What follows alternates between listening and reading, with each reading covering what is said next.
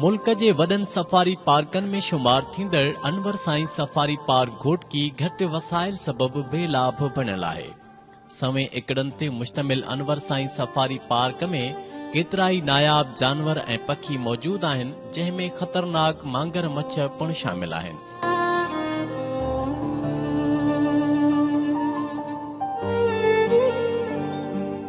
हिन पार्क खे तफ़रीह जे लिहाज़ सां ॾिसिजे त तमामु बहितरीन तफ़रीही माॻ फितरी रंगनि ऐं हुस्नाकिन सां सरशार आहे।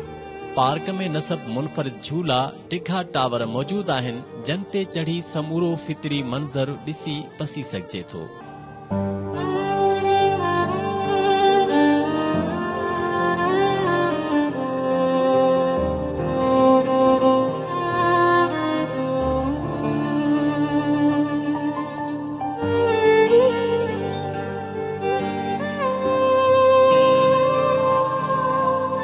हिन पार्क में मौजूद अमलो तोड़े इंतहाई घटि आहे, पर पंहिंजी मेहनत ऐं जुस्तजू सां जानवरनि जी पालना ऐं निगहदाश्त करे रहियो आहे।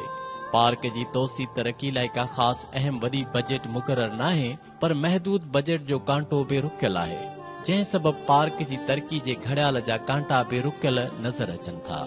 हेॾी वॾी इराज़ी ते मुश्तमिल पार्क खे अगरि मुकमिल आवाम लाइ खोले उन पार्क में कुझु वधीक तफ़रीह जा सामान पैदा कया वञनि त ही पार्क सिर्फ़ महदूद टिकेट मां ई पंहिंजी ज़िंदगी जी बका रखी सघे थो।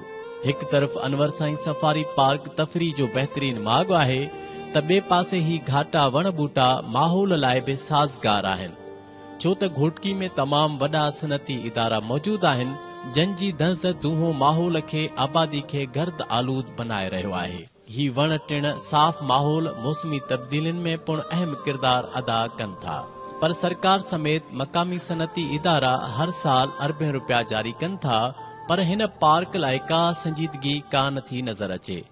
अनवर साईं सफ़ारी पार्क तवज्जो जो मुंतज़िर आहे त जीअं ही पार्क बहितरीन अवामी अहमियत हासिल करे सघे।